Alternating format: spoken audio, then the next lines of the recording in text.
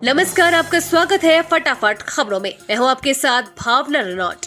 आज हम लेकर आए हैं हरियाणा के हर छोटे बड़े शहर की सबसे तेज और ताजा खबरें। तो चैनल को सब्सक्राइब कीजिए और वीडियो को कहां से देख रहे हैं कमेंट बॉक्स में बताएं।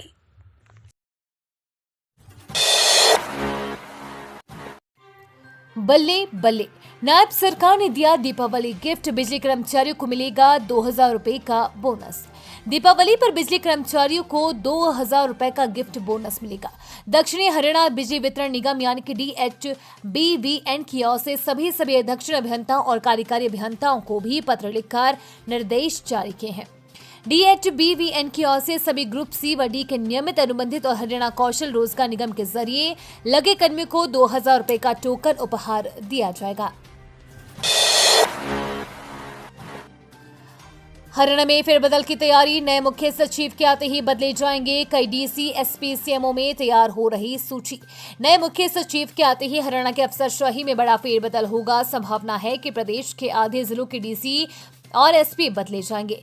तबादलों से संबंधित सूची CMO में तैयार की जा रही है। 31 अक्टूबर को मुख्य सचिव TVSN प्रसाद सेवानिवृत्त हो रही हैं और नए मुख्य सचिव विवेक जोशी 1 नवंबर को कार्यभार संभाल सकते हैं।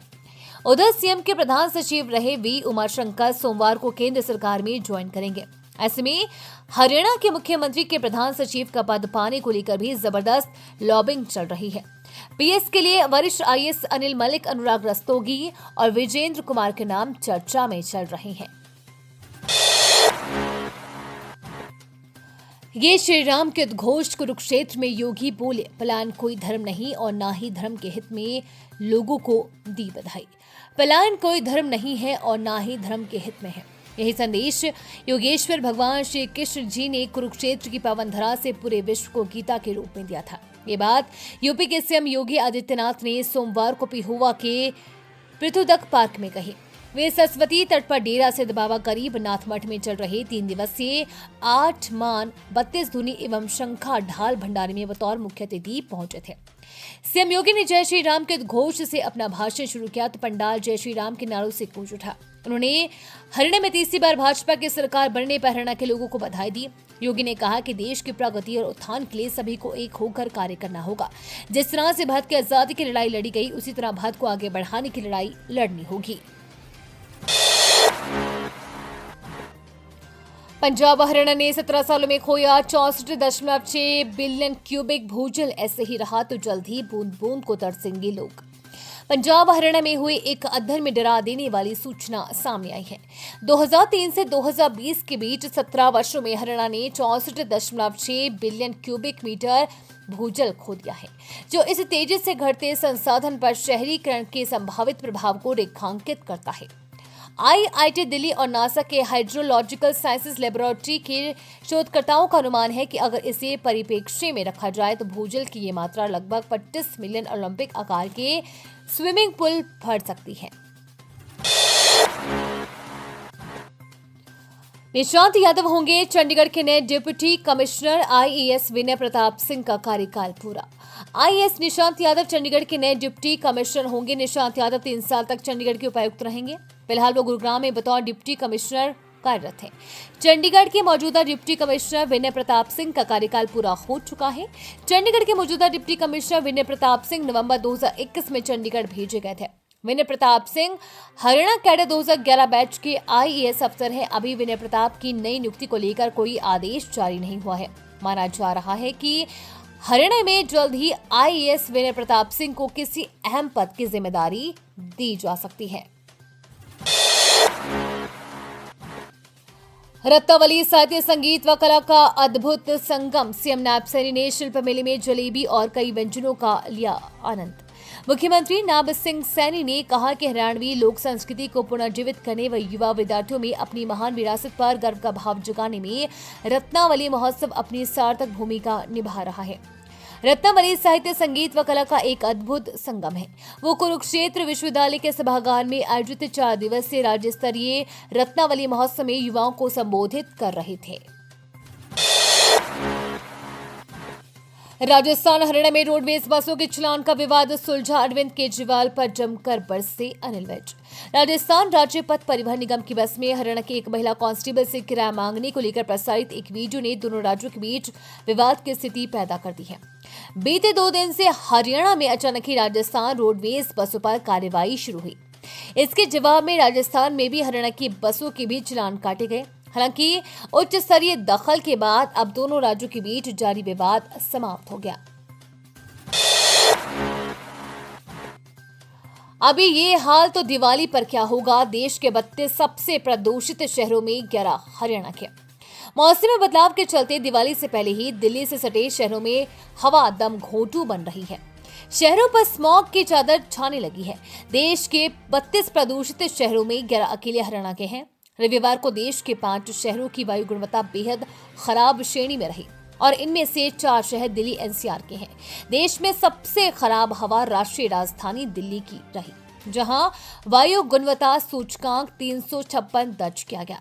वहीं हरियाणा में भिवानी सबसे अधिक प्रदूषित रहा। यहां का SQI 283 दर्ज किया गया। इसी के तहत सोनीपत में 272, रोहतक में 254, गुरुग्राम में 239, कैथल में 233, हिसार में 225, करनाल में 215, कुरुक्षेत्र में 214, फरीदाबाद में 208, सिरसा में 209 और जींद में 207 रहा। SIT करेगी आत्महत्या मामले की जांच। छठे दिन राजकुमार का किया अंतिम संस्कार। हरियाणा के हिसार में उपायुक्त कार्यालय में कार्यरत सेवानिवृत्त फौजी राजकुमार की आत्महत्या करने के मामले में पुलिस अधीक्षक ने अतिरिक्त पुलिस अधीक्षक डॉक्टर राजेश मोहन के नेतृत्व में SIT गठन किया है। इसके बाद परिजनों ने छठे दिन सोमवार शाम करीब 6 बजे रामनगर स्थित शमशान घाट पर राजकुमार का अंतिम संस्कार कर दिया। वहीं न्याय समिति ने प्रशासन को अल्टीमेटम देते हुए कहा कि 12 नवंबर तक आरोपियों की गिरफ्तारी नहीं हुई तो 13 नवंबर को ADGP कार्यालय का घेराव करेंगे। बर्दाश्त नहीं किया जाएगा। रोशनी जायसवाल को लेकर हरियाणा से विधायक विनेश फोगाट की आई प्रतिक्रिया। रोशनी जायसवाल को लेकर हरियाणा से विधायक विनेश फोगाट की प्रतिक्रिया सामने आई है। विधायक विनेश फोगाट ने कहा कि हम रोशनी जायसवाल के साथ खड़ी हैं। उनके साथ जो भी मानसिक उत्पीड़न किया जा रहा है उसे बर्दाश्त नहीं किया जाएगा। जींद से दिल्ली जा रही पैसेंजर ट्रेन के डिब्बे में लगी आग, पटाखों की वजह से हुआ हादसा। जींद से दिल्ली जा रही पैसेंजर ट्रेन के एक डिब्बे में आग लगने का मामला सामने आया है। सांपला के पास घटना हुई है। बड़ा हादसा होने से बच गया। एक व्यक्ति पटाखे लेकर जा रहा था, उसी से हादसा हुआ है। समय रहते फायर टेंडर पहुंचने से जान नुकसान नहीं हुआ है। आग लगने से डिब्बा काला पड़ गया। 4-5 लोग मामूली रूप से झुलसे हैं। छलांग लगाने से कुछ को हल्की चोटें आई हैं। रेलवे कर्मचारियों ने सवारियों की मदद से आग पर काबू पाया। राज्य रेलवे पुलिस और रेलवे प्रोटेक्शन फोर्स की टीमें घटनास्थल पर पहुंची। धमाके और आग लगने के कारणों की छानबीन के लिए फोरेंसिक एक्सपर्ट बुलाए गए हैं। हेलो, आपके बेटे ने रेप किया है। यमुनानगर साइबर ठगी को ऐसे अंजाम दिया। गलगोटियंस यूनिवर्सिटी के 4 स्टूडेंट भी शामिल। थर्मल पावर प्लांट के SE राजकुमार के बेटे दुष्कर्म के केस में फंसने का डर दिखाकर 5.5 लाख की साइबर ठगी के तार पाकिस्तान से जुड़े हैं।